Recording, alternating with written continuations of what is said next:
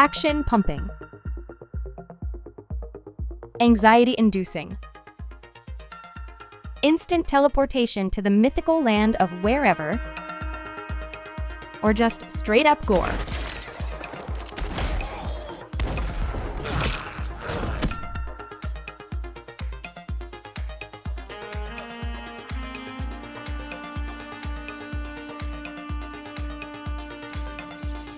Now that is the type of shit that gets your heart going.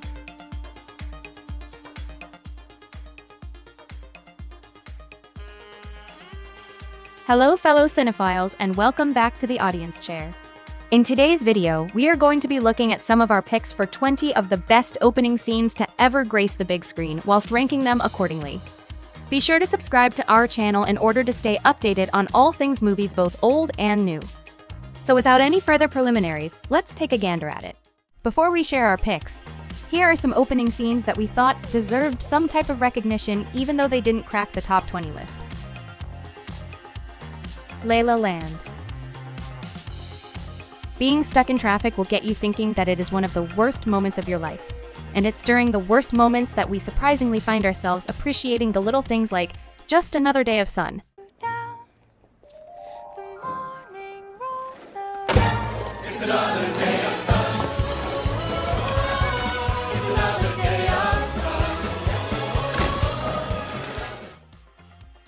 City of God. While chasing a chicken, your entire focus is directed towards the chicken, and you find yourself following its path while losing sight of your own. This imagery is brought to life in the opening scene of this 2002 crime thriller, as a literal chicken chase through the slums of Rio lands Lil D and his gang in an epic standoff with the police.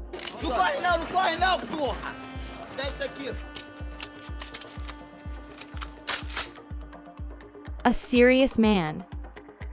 A parable about a Dibuk posed as a dead relative to the family he visits at night in the dead of winter is a pretty unconventional way to start off a film about a 1967 suburban man trying to take control over the recent cataclysmic events unfolding in his life.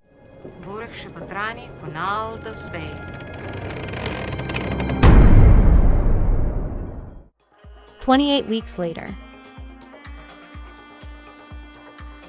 The intro to this horror flick is so intense that it puts other zombie apocalypse-based movies to shame. Fight Club.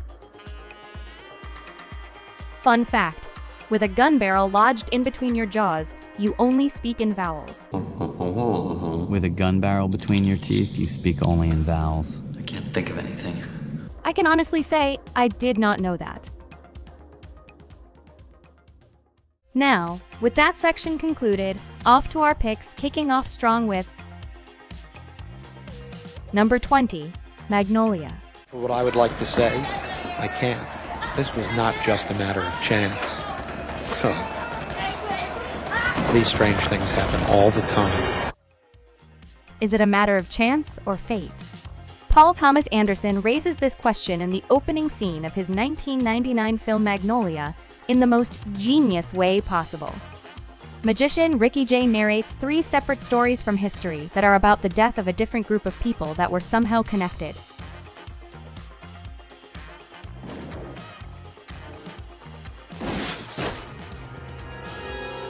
The narration is brought to life with the aid of well-crafted visuals and top-tier performances. What? Shut the fuck up!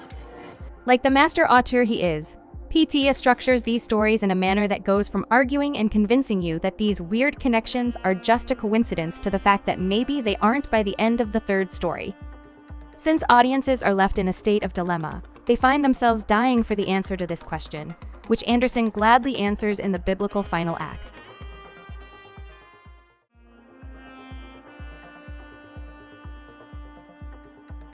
Number 19, Django Unchained. Who's that stumbling around in the dark? State your business or prepare to get winged. 2 years before the Civil War, a simple, weary traveler with fast hands stops 2 enslaver brothers and their fleet of slaves on their way back home from a slave auction. He wishes for a simple parley over a particular man from the Karukan plantation, but is instead met with mild hostility at first. He brushes it off and goes on to look for the man. After identifying the slave as Django and that he has what he exactly needs, He offers to buy him, but the Speck brothers' hearts still harden by the passing minute. I don't care. No sale. Now off with you. Any further negotiation attempts were met with lethal threats that eventually ensued into a bloody shootout that ended with a surprising victor. Did you simply get carried away with your dramatic gesture, or are you pointing your weapon at me with lethal intention? Last chance, fancy pants. Oh, very well.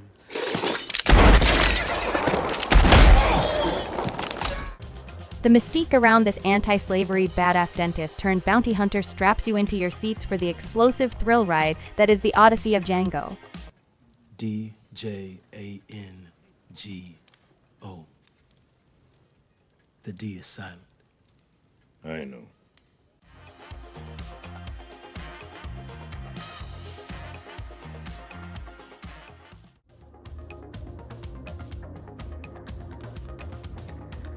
Number 18, Trainspotting.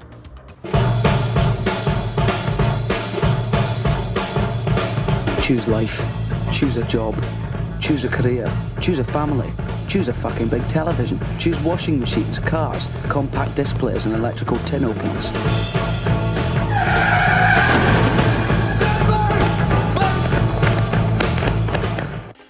Choose to not to choose. A mantra that all rebels can relate to. I chose not to choose life. I chose something else. And the reasons? There are no reasons. In this 1996 frenetic Danny Boyle picture, we are immersed in the dark, gritty world of addiction and rebellion through the lenses of heroin addict Renton. Boyle wastes no time in bringing the audience into this vile world through fast pacing, broad camera angles and shots, and a non-diegetic soundtrack.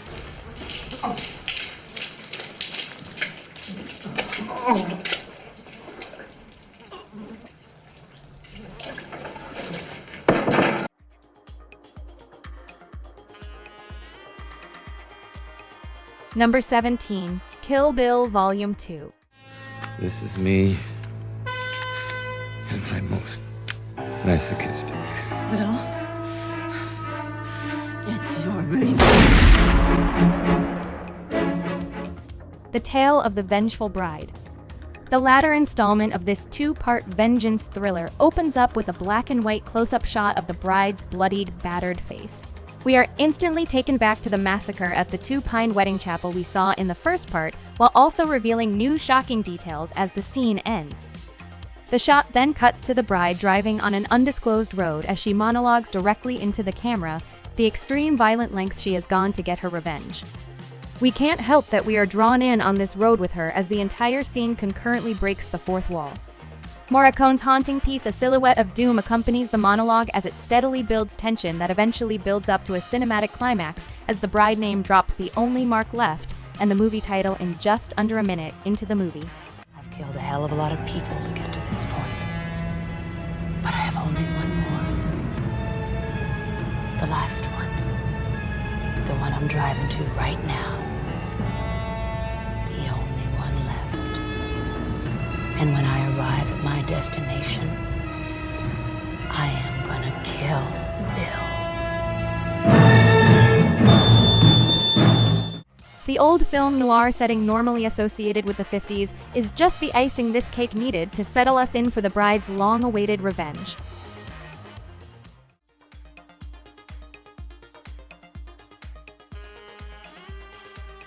Number 16, Sunset Boulevard. But before you hear it all distorted and blown out of proportion, before those Hollywood columnists get their hands on it, maybe you'd like to hear the facts, the whole truth. The captivating black and white era of cinema was never short of creative stories and amazing scripts. This film noir classic is at the helm of this feat. The concept of shooting a movie without color might come out mostly as an aesthetic design in today's time. But to the old masters, this was like a pencil drawing on a canvas. Through color manipulation, Billy Wilder juxtaposes the bright sky with the silhouette of the palm trees and the mansion on Sunset Boulevard, creating a motion picture canvas. As the camera pans down, a fleet of police motors can be seen making their way through the canvas as they head to the home of an old Hollywood star located at Sunset Boulevard, where a murder has just occurred. A murder has been reported from one of those great big houses in the 10,000 block. You'll read about it in the late editions, I'm sure. Through brilliant use of flash forward, we find ourselves trying to put together the pieces of a murder mystery that hasn't even occurred yet. The poor dope. He always wanted a pool. Well, in the end, he got himself a pool. Only the price turned out to be a little high.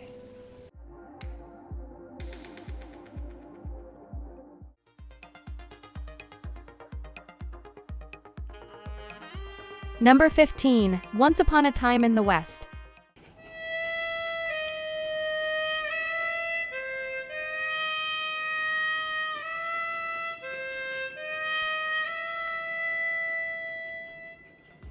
The opening of Leone's Western opus is a masterwork of character study, pacing, sound design, and suspense.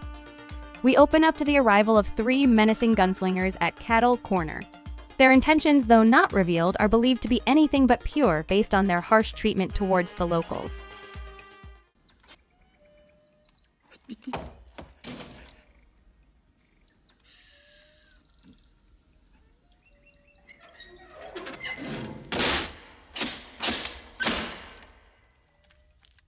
We wait with them in real time for a train that is strongly implied is carrying their mark.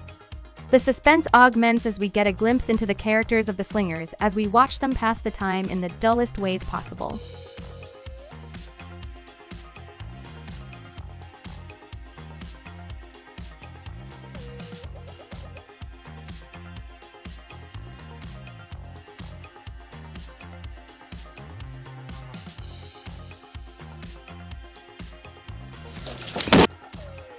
Also noticeable in the scene is the sound design, particularly what we don't hear.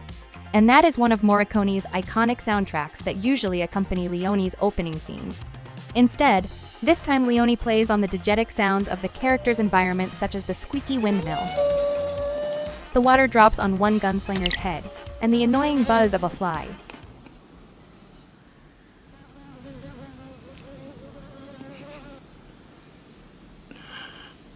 All these brilliant designs build a suspense that culminates to a 4-man showdown as Harmonica arrives just at the nick of time in the most sinister way possible.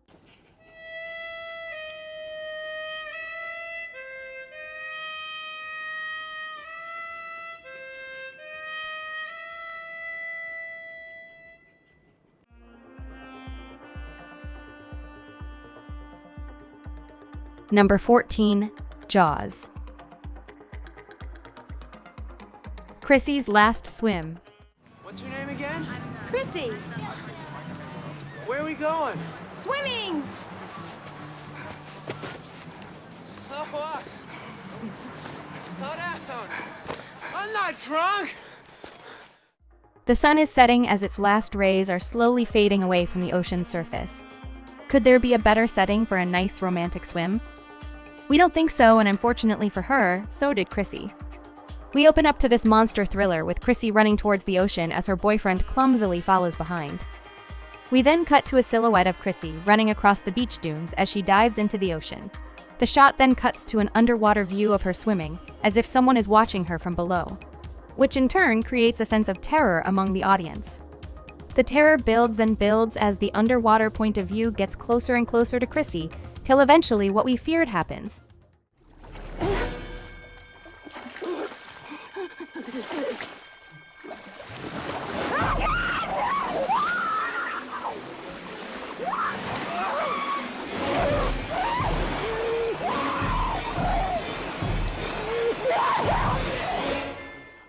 We still aren't introduced to what attacked Chrissy, leaving a lot of questions unanswered in just over 5 minutes into the film.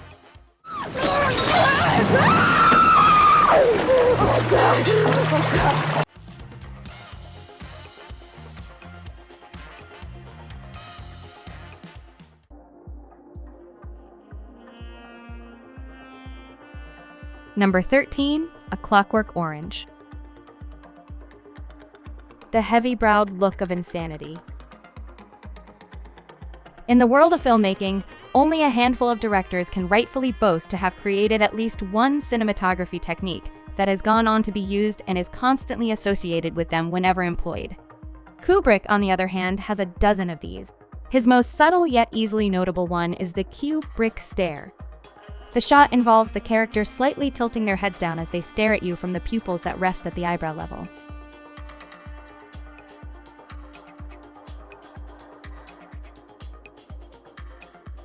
The look is menacing and is usually used to show a character slowly delving into insanity. Kubrick opens up one of, if not his most controversial film, with an extreme close-up of this technique by Alex as he slowly pans away from him, revealing the rest of his merry men in a future dystopian club setting. Out of everyone else, only Alex exhibits the Kubrick stare, subtly communicating with the audience that out of all those violent characters, Alex is the worst, as he is just borderline batshit crazy as shown in the rest of the film.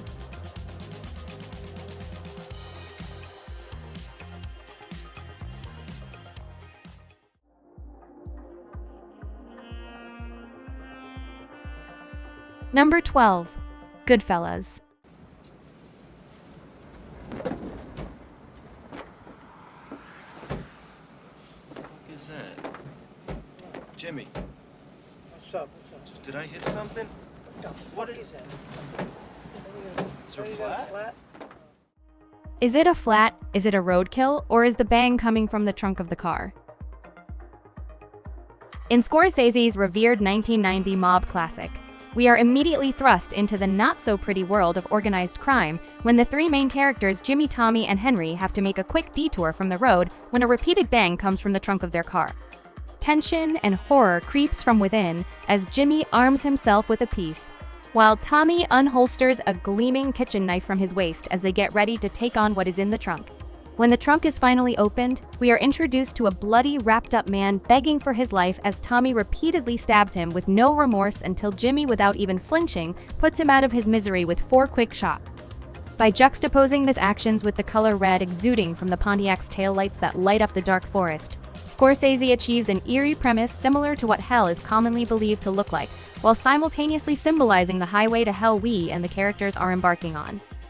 This is a brilliant way of establishing your main character's traits as seen with Tommy's rage, Jimmy's cold-hearted ruthlessness, and Henry's rather alarming composure at the sight of such grotesque violence.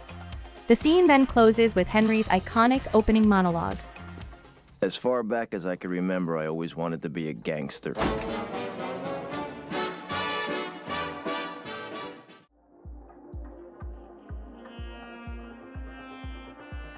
Number 11. Scream. Listen, asshole! No, you listen, you little bitch. You hang up on me again, I'll gut you like a fish, understand? Casting a well-known actor and offing them off right at the onset of events in a movie is a plot technique that has proven itself from time to time again to be effective amongst the audience. The technique has gone on to be prolific in the horror genre as seen in this Wes Craven mystery slasher since its first execution in Hitchcock's acclaimed 1960 film Psycho.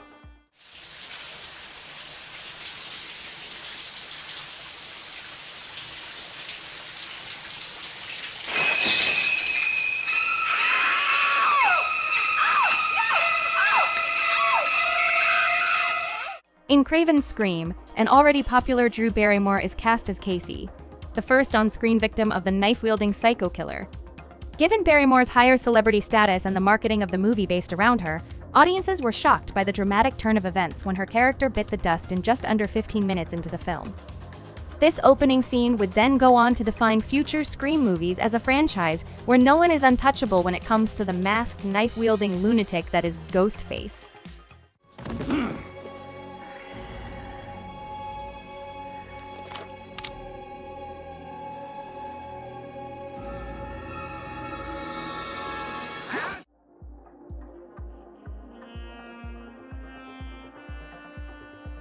Number 10. Pulp Fiction. I love you, Pumpkin. I love you, honey bunny. Everybody be cool, this is a robbery! Any of you fucking pricks move! And I'll execute every motherfucking last one of you! Pumpkin and Honey Bunny. A modern-day Bonnie and Clyde, but just a bit crazier. Rob Banks. I'm not saying I want to rob banks, I'm just illustrating that if we did, it'd be easier than what we've been doing. Tarantino opens up this non-linear film with a couple at a diner enjoying breakfast while engaging in what seems like a normal conversation at first. Same thing every time. I'm through, never again, too dangerous. I know, that's what I always say. I'm always right, too. But you forget about it in a day or two. An early display of Tarantino's volatile versatility. The conversation shifts from what seemed to be normal everyday couple banter to a robbery holdup scheme of the diner after they came to the conclusion it is much easier to rob a fast food joint compared to their regular marks. I mean, the way it is now, taking the same risk as when you rob a bank.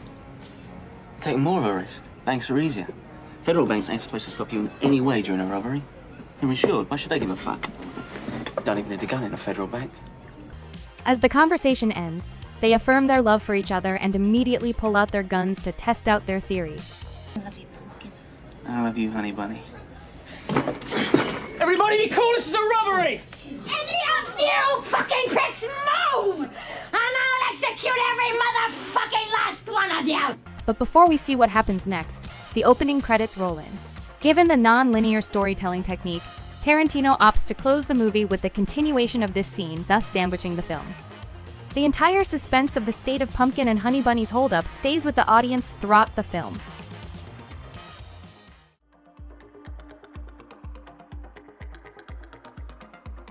Number 9. Casino Royale.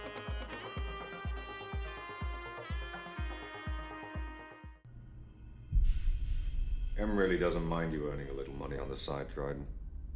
She'd just prefer it if it wasn't selling secrets. In Daniel Craig's debut as the man with the license to kill, we open up to two canon events that came to define the legendary spy, his first mission as 007 and his first and second kills. On his first mission, M assigns Bond to take out Dryden for selling secrets to an enemy contact. As Dryden gets to his office, he is met with a subtle ambush from Bond. Dryden isn't fazed by him at first until Bond reveals to him that he already got to his contact in the most brutal way possible. Your file shows no kills, and it takes 2. The fight sequence did what most previous Bond films hadn't, humanizing the spy by showcasing his flaws when his opponent slightly gets the best of him. After being informed on all this, Dryden starts to lose the composure he seemingly had before, but still thinks he has an ace up his sleeve with his hidden gun. Shame. We barely got to know each other. His naiveness towards his soon-to-be executioner is rather hilarious because how could it not have occurred to him that Bond might have done a sweep of his office? Well, you needn't worry. The second is... After director Martin Campbell establishes the spy as a cold, calculated killer who learns from his mistakes, he closes the scene with the iconic gun barrel sequence as the title credits roll in.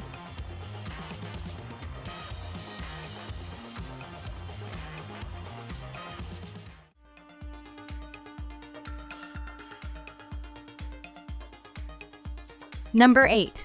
The Matrix. I think we can handle one little girl.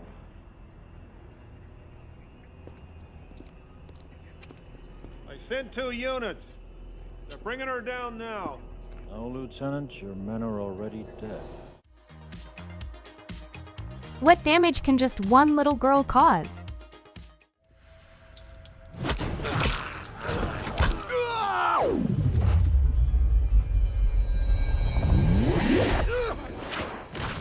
In 1999, the Wachowski sisters sent shockwaves throughout the world with the release of The Matrix, a film about mankind living in a predetermined world and the survival of the lucky few who escaped this simulation. In the opening scene, we are introduced to one of these lucky few rebels when 2 units of police officers are dispatched to bring her in for reasons yet not known to us. The other police officers waiting don't seem to be worried as it's just one little girl, but 4 identical suits seem to think otherwise. The 4 men in suits, who we'd later come to know as Agent Smith, assure the police lieutenant that all his men are dead as we cut to one of the coolest fight scenes in movie history. While dripped out in all leather, Trinity beats the absolute living shit out of these officers while executing some of the most insane combat techniques ever put to screen by that time. What a way to usher in the new century.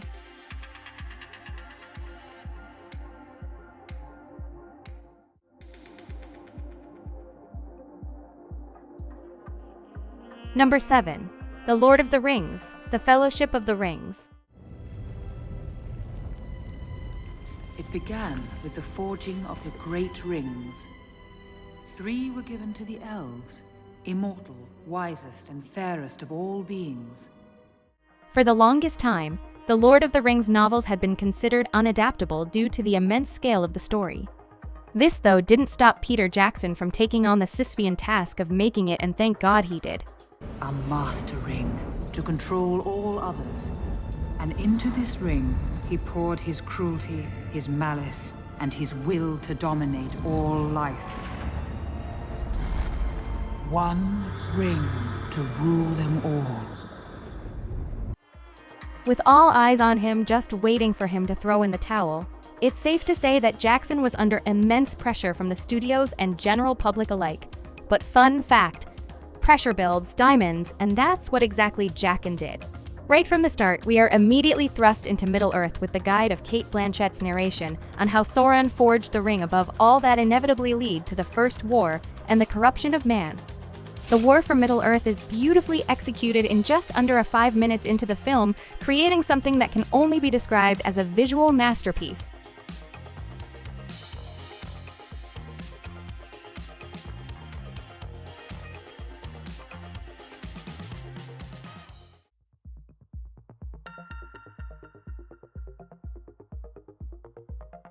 Number 6. The Dark Knight.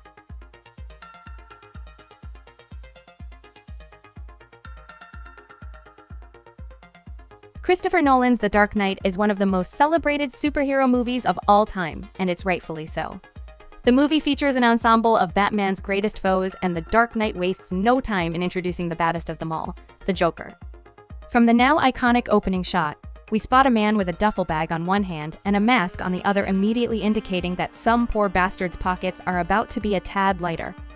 As we zoom in on the mask, we see it resembles the Joker's makeup, and I shit you not when I say I literally jumped out of my seat first time seeing this. A well-orchestrated bank heist then ensues as we see a gang of Jokers break into a bank, and throughout the heist, we see the robbers execute each other strategically as per the Clown Prince of Crime's instructions. After the double crossing is done, we are left with the main Joker, who is, if anything, but watered down. One scary fuck. In just a few minutes, Nolan sets up the stage with the Joker by establishing him as an evil mastermind with no remorse for life or whatsoever.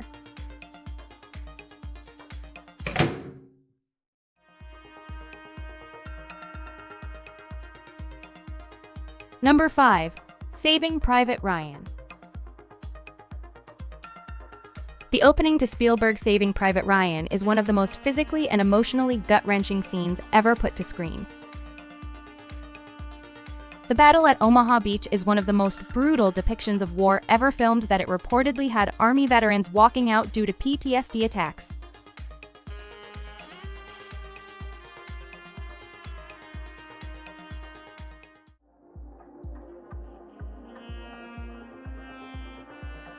Number 4. Apocalypse Now. Everyone gets everything he wants. I wanted a mission. And for my sins, they gave me one. The beginning of the end.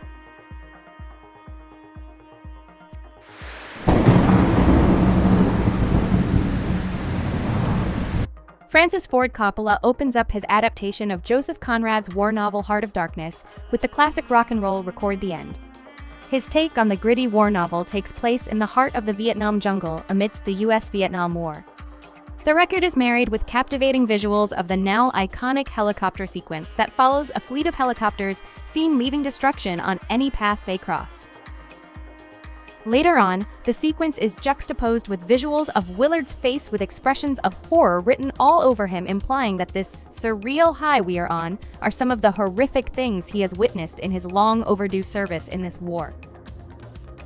This whole opening is an anti-rollback dog for the psychedelic roller coaster ride Francis is about to sit us through.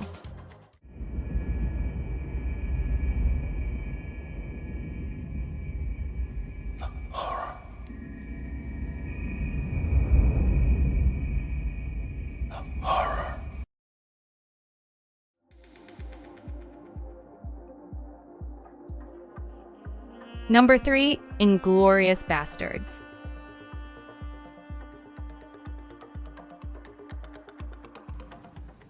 You're sheltering enemies of the state, are you not?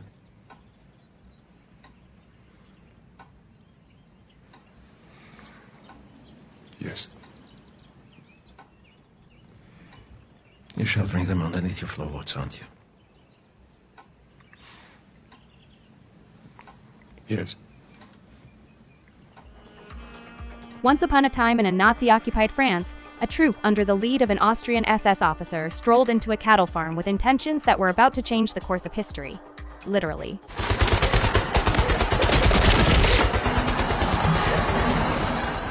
The SS officer Hans Landa interrogates Lapadite on providing shelter to enemies of the Third Reich through a series of questions and subtle tests. With introduction to one of the most chilling villains to ever grace the screen, Tarantino manages to evoke anxiety and paranoia, just solely from dialogue, and keeps us invested for over 15 minutes till Landa bids his farewells.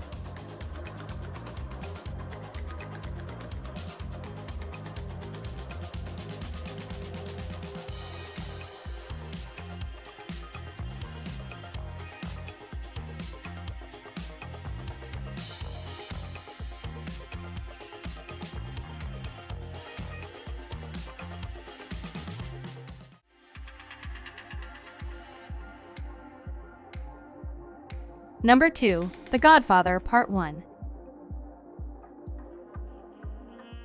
I believe in America. America has made my fortune. And I raised my daughter in the American fashion. Who doesn't believe in America? An aging don of a powerful crime syndicate is met with a rather disrespectful request on the day of his daughter's wedding from a man who can't even show him the slightest sign of respect, such as calling him Godfather. But due to his norms and beliefs, he is bound to accept all requests on this special day to ensure good graces throughout the marriage. But he assures the man that all favors must be reciprocated. Good. Someday, and that day may never come, I'll call upon you to do a service for me.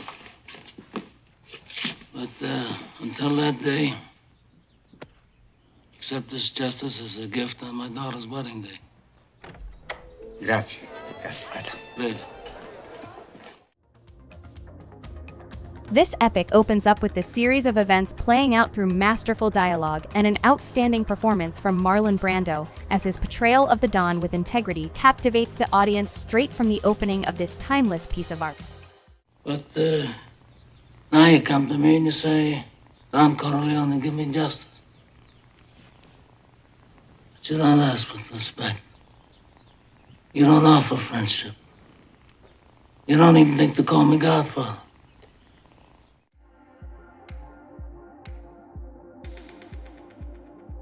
And in first place, we have none other than 2001, A Space Odyssey.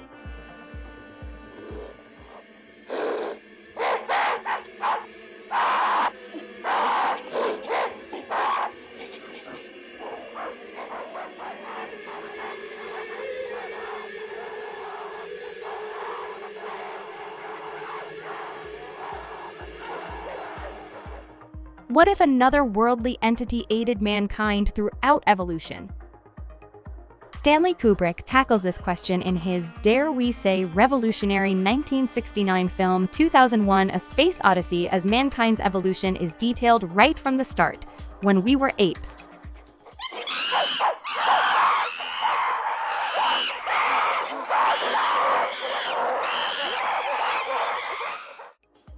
In the opening scene, a mysterious monolith seemingly pops up out of nowhere to the habitat of apes.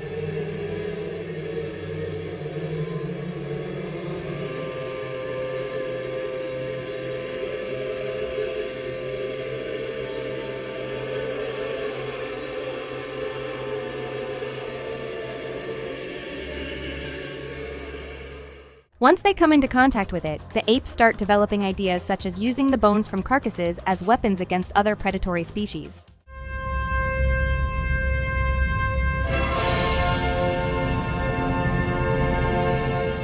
Mankind's decision to immediately invent weapons poses just a fragment of questions that are going to be motioned forward throughout this odyssey of mankind's evolution.